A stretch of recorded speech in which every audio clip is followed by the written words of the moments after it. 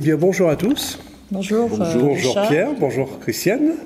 Alors, c'est un plaisir aujourd'hui de vous accueillir. Alors, Pierre et Christiane, vous êtes des fidèles du BCMF.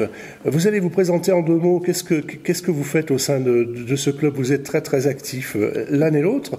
Oui. Et quel est votre rôle principal, Christiane? Notre rôle, c'est des bénévoles. Donc, bénévoles parmi beaucoup d'autres bénévoles. Et donc, Pierre s'occupe plus particulièrement du sponsoring. Et puis, les samedis de match aux entrées, donc filtrer les entrées. Et moi, un petit peu partout là où on me demande, surtout l'intendance de l'appartement des filles, des appartements des filles, la cuisine, les réceptions, voilà. Alors aujourd'hui, vous représentez le club parce que vous l'avez représenté au sein du département pour une mission qui était fort sympathique, puisque c'était les remises donc du sport. Le BCMF a été honoré par le département. Voilà. Dans ce cadre-là, donc est-ce que vous pouvez nous expliquer de quoi il s'agissait exactement? C'est une réception qui a eu lieu vendredi dans les salons du stade Geoffroy-Guichard à l'ASS, dans les salons VIP. Donc on a été très très bien reçus par le département, le comité sportif de la Loire. Donc ça fait suite à un vote qui a eu lieu il y a à peu près 3 semaines par Internet. Donc on a sollicité justement les internautes, enfin le comité a sollicité les internautes pour voter les meilleurs sportifs, pour élire les meilleurs sportifs de la Loire dans le cadre des victoires du sport 2024.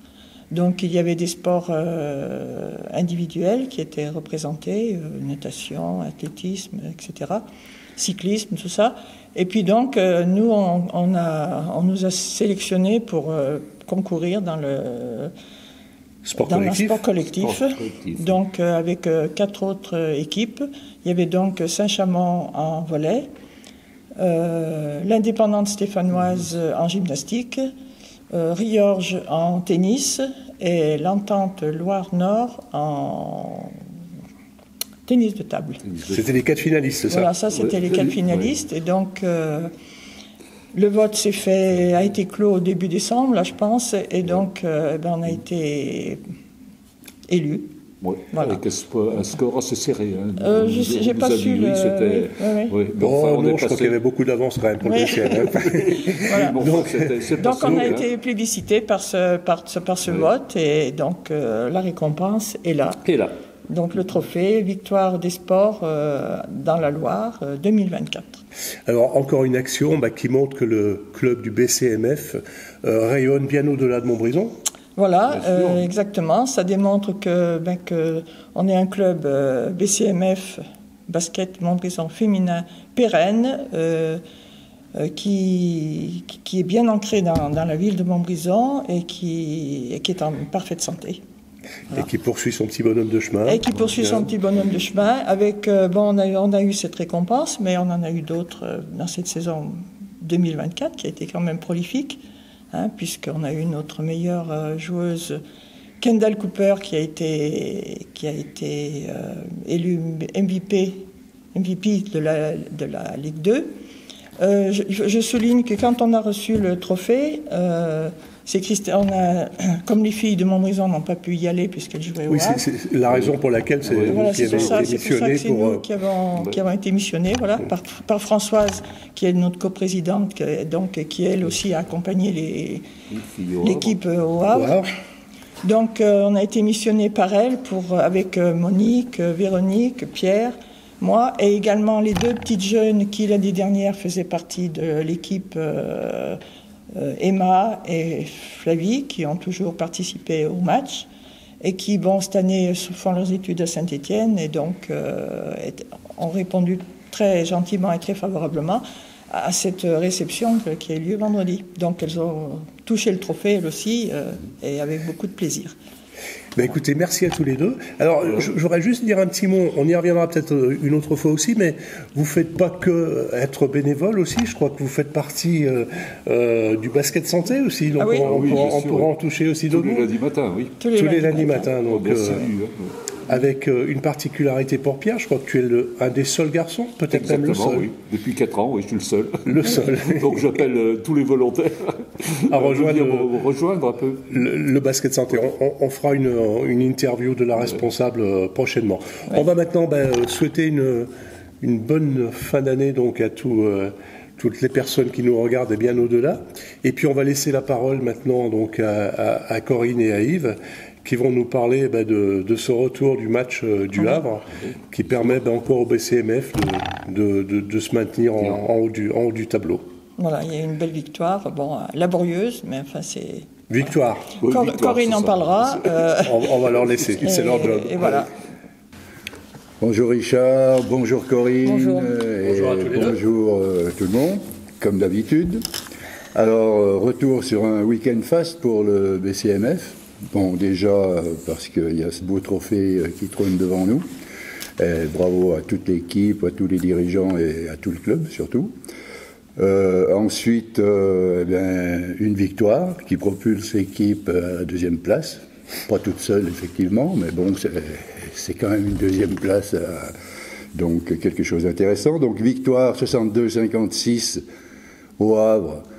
C'est aussi une nouveauté. Il y a eu la victoire de Voiron, qui pouvait être contestée par un coaching différent d'autres équipes et tout, et qui ne donnait pas toute la valeur à cette équipe du BCMF. Là, ils ont prouvé à l'extérieur qu'ils étaient capables de ramener une victoire et après un très long déplacement. Alors, c'est pas la plus belle au niveau de la production basket, mais bien construite, avec un socle défensif solide, qui monte en puissance et en intensité à chaque quart-temps. Donc 18 points le premier quart-temps encaissé, 16 le deuxième, 14 et puis 8 le dernier. Des approximations offensives qui vous relèguent à moins 14, 28-14 au deuxième quart-temps, sous la menace permanente d'une joueuse, l'enfant, en état de grâce et talentueuse en adresse. La pause intervient et dans nos rangs, en mode dragster, un extraterrestre illumine le parquet et rebooste le groupe. 11 points en 3 minutes 20, 9 points en 2 minutes, je crois, autant que je me souvienne. Sans faiblesse au lancer franc, inarrêtable. Une perf XXL de Rebecca. On passe devant 41-40 à environ 24 minutes du terme. Alors, oubliez le basket emprunté du début de match, les offrandes, 3 pertes de balles sur les 3 premières possessions. Ça ressemblait un petit peu à Mondeville, le départ. Et vous rentrez dans vos standards. Vous ressemblez plutôt à une équipe maintenant de haut de tableau. Et vous remportez une belle victoire qui vous permet un retour un peu plus savoureux malgré le mauvais temps. Oui. Corinne, est-ce que j'ai dit des bêtises ou est-ce que je pense que mon analyse mérite d'être complétée quand même parce que c'est du rapide. Disons que c'était un match important. Parce qu'il est toujours... Déjà, quand on regarde le calendrier, j'aime bien savoir le dernier match avant Noël, avant les périodes de fête, où est-ce l'on joue, parce que c'est important pour moi de pouvoir partir sur cette trêve que l'on a un petit peu en ayant plutôt une victoire, parce que c'est plus facile le déroulement des fêtes sont plus faciles. Donc là, on allait au Havre. Le Havre était quand même sur 2 performances assez bonnes. Ça veut dire qu'elles avaient failli gagner Fétia chez elles. Elles les ont amenées en prolongation. Et elles avaient perdu que d'1 point à Mondeville en ayant mené longtemps. Donc, c'était pas un match évident à aller chercher. Ça, c'est la première chose. Parce que déjà, c'est une équipe qui maintenant, elle vient de NF1, qui maintenant a les concepts de la Ligue 2. Et donc, du coup, on avait bien préparé ce match. Parce qu'en plus, c'est une équipe qui joue un basket différent. Aux autres coachs de trouver pourquoi. Mais du coup, on avait travaillé toute la semaine là-dessus. Et malgré tout, le premier quart-temps est passé complètement à l'envers de ce qu'on avait prévu. Et c'était assez incroyable parce qu'on avait perdu 12 ballons sur le premier quart-temps, 12 ballons perdus. Je les comptais. 12. Je me des coches. 12 qui pourraient faire 48 à la fin. 12, c'est sur un match entier. Moi, je regarde toutes les équipes de Ligue 1. Tout le temps, les stades de Ligue 1, Ligue 2, des bonnes équipes, c'est 12 sur un match entier. Et nous, ça aurait pu faire 48 sur tout le match. Donc là, j'ai dit, oh, ça va être compliqué. Et d'autant plus compliqué qu'elle était sur elle déroulait un basket assez bon, avec notamment des joueuses qui étaient performantes à 3 points. On avait ciblé 3 joueuses essentielles et à la sortie sur le premier quart-temps, elles ont fait ce qu'elles voulaient. Donc il a fallu mettre beaucoup de conviction dans ce que je disais pour expliquer aux filles que si on continuait comme ça, on pouvait s'en prendre 30, quoi. Et malgré tout, il fallait resserrer notre défense. On était très permissive. Et donc à la mi-temps, on s'en sort pas trop mal puisque sur le deuxième carton, on perd que 4 ballons. Ça fait la différence. Du coup, on arrive à jouer au basket quand on perd pas de ballon, hein. De toute façon, c'est significatif. Et à la mi-temps, j'ai de nouveau insisté sur des choses très précises par rapport à elle, choses qu'on avait on avait travaillé en plus la semaine, mais qu'on n'arrivait pas à mettre en place. Et elles ont compris, malgré tout. J'ai un peu rehaussé la voix quand même, hein, malgré tout. Et je crois qu'elles sont rentrées dans un autre état d'esprit, une autre façon de travailler collectivement en défense ensemble. Et là, on a réussi vraiment à les arrêter. Parce qu'en deuxième mi-temps, on n'encaisse que 22 points. Ah, puis elles baissent leur adresse. Oui. Et du coup, sur tout le match, elles tirent qu'à 20% à 3 points, alors que c'est une équipe qui était assez à droite à 3 points. Et on a su arrêter l'enfant en deuxième mi-temps parce qu'elle met que 4 points, alors qu'en première mi-temps, elle avait eu 12. Donc c'est important de pouvoir recadrer les joueuses. Et au-delà de tout ça, celle qui nous met sur le bon chemin, encore une fois, c'est Rebecca.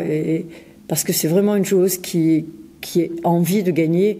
Et donc elle tire le groupe vers là. Et c'est vrai qu'en deuxième mi-temps, on a vu pas qu'elle, mais pratiquement qu'elle.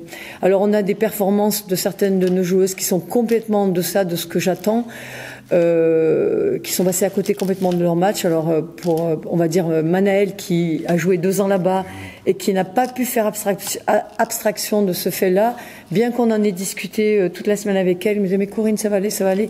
Et l'air de rien, on a de jeunes joueuses, hein, et donc qui sont inhibée. Oui, elle a été complètement, parce qu'elle fait 1 sur 10 au tir contre elle en jouant 25 minutes. Mariana qui passe aussi à côté de son match. Et donc quand on a 2-3 joueuses qui sont en dessous quand on sur nos joueuses majeures en dessous, moi j'ai dit comment on va faire. Et malgré tout, on a réussi sur le dernier quart-temps à faire vraiment ce qu'on voulait, et surtout à réussir à attaquer par rapport à ce qu'elle mettait en place, chose qu'on n'a pas réussi sur la première mi-temps. Voilà. Maintenant, il vaut mieux gagner en jouant pas bien, il vaut mieux gagner en jouant mal que perdre en jouant bien. Donc moi je suis contente, hein, on a été le chercher ce match, il fallait, vous verrez que le Havre embêtera d'autres équipes. Parce que déjà, c'est des équipes qui veulent se battre pour rester, et qu'elles ont chaque fois elles ont perdu 5 matchs de moins de 5 points. Hein. Donc c'est quand même une équipe à prendre, qui montre un bon basket avec un bon coach, qui font des choses vraiment. Des joueuses complémentaires. Oui, et qui font un basket différent.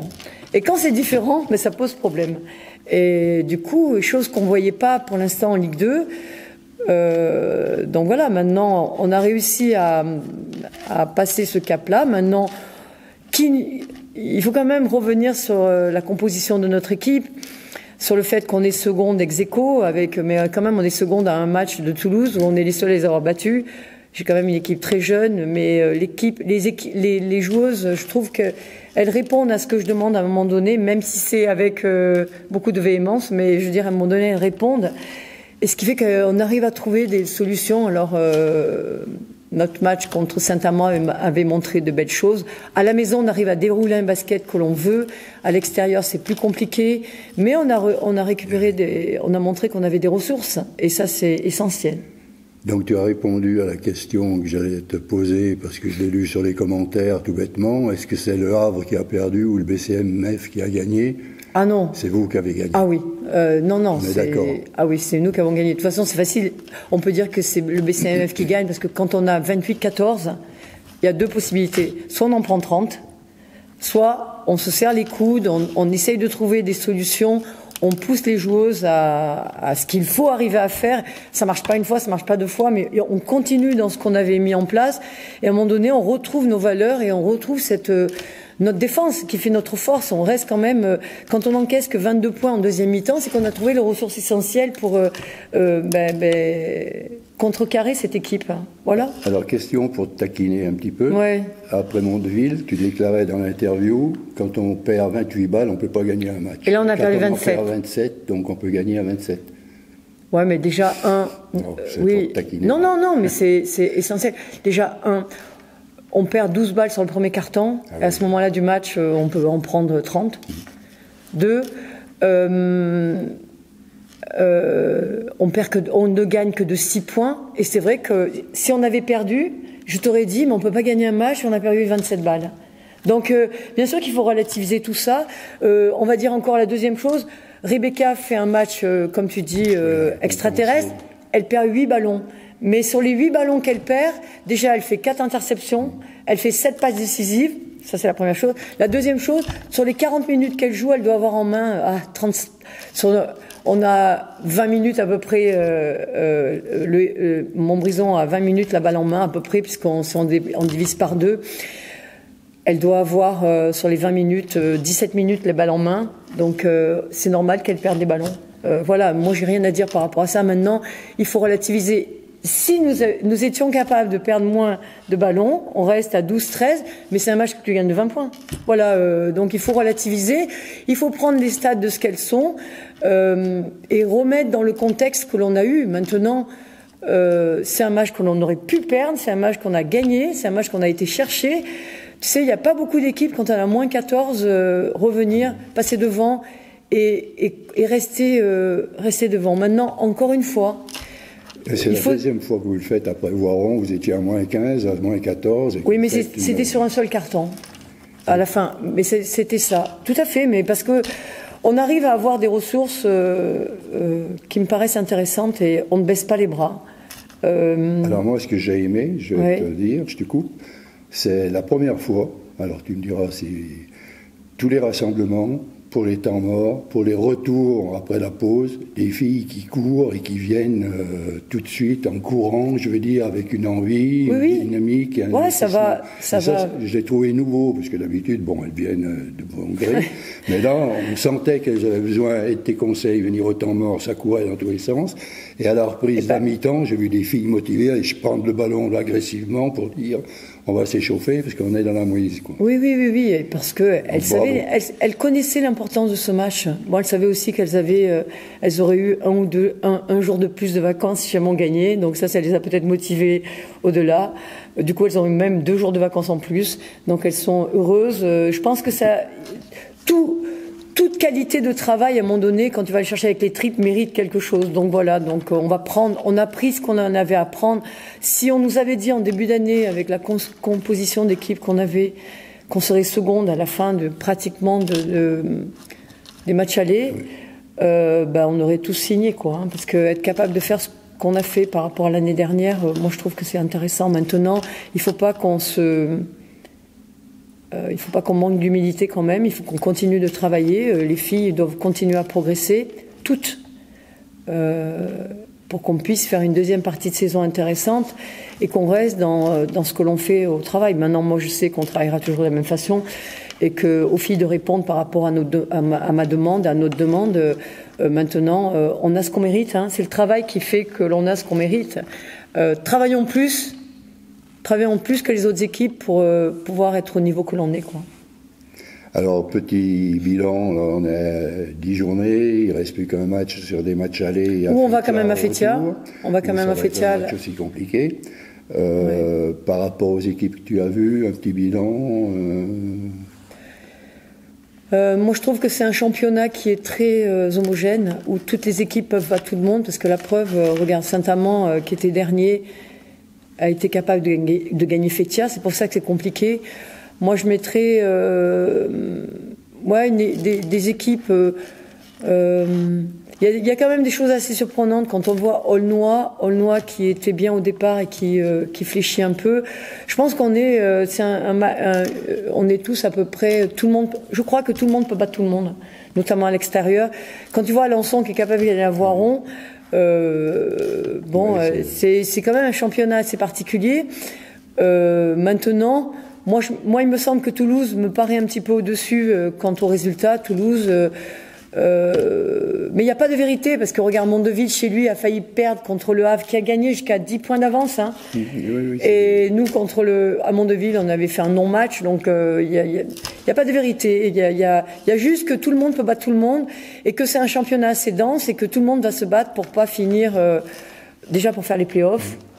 Et l'objectif est vraiment d'arriver dans 1, 2, 3, 4, pour avoir... dans tous les cas, les playoffs vont être indécis. Dans tous les cas, quelles que soient les équipes qualifiées. Déjà l'année dernière, parce que l'année dernière, faut se souvenir que le premier Aulnois avait fini devant. Nous étions second. 3-4, c'était Chartres. Et qui est monté? Chartres. Oui. Donc... Chartres qui finit 3e, Toulouse qui finit 4e, qui a fait la finaliste, c'est Chartres et Toulouse qui étaient 3-4. Donc il n'y a pas de vérité. Hein. Moi je veux dire, moi je veux bien finir 4e et faire la finale. Hein. Je veux dire, c'est. Oui, après, maintenant, le seul problème c'est que le championnat est encore long. On va jouer tout le temps maintenant après quand on démarre le 11 et que les blessures feront aussi la différence. Il y a des joueuses qui sont de nouveau proposées. Sur des équipes, des remplacements, tout ça. Donc il va y avoir un étalonnage au niveau des équipes qui va faire où est-ce que les équipes vont se situer. Mais c'est vrai qu'il faut prendre match par match, essayer de rester invaincu à la maison par rapport à ce qu'il y a, et faire des petites perfs à l'extérieur par rapport au match que l'on aura. Voilà. Mais le match de Fétia me semble important à la reprise. Ils sont seconds comme nous et chacun veut... Mais on le recevra à la fin. Alors, pour terminer rapidement, petit programme de la trêve. Elles sont au repos. On recommence le 4 au matin 2 fois. Ça sont samedi. Elles sont au repos avec un programme. Voilà, elles méritaient ces jours en plus qu'elles ont mérité. Voilà. Je crois que tu as fait le tour. Oui, maintenant on va partir se reposer. Un bon repos, et puis recommencer avec le même enthousiasme et la même volonté de bien faire. Merci déjà pour cette première partie de championnat aux filles et puis bien entendu à toi parce que le coaching a une importance énorme. Merci à Richard pour toutes ces belles photos. On va se retrouver l'année prochaine et on souhaite de belles fêtes à tout le monde. Puis je crois qu'on termine bien l'année avec ce magnifique trophée des victoires du sport du département de la Loire qui récompense cette belle équipe du BCNF. Merci. Bonne fête à tous. Bonne fête. Merci Corinne, merci Richard et bonne fête à tout le monde.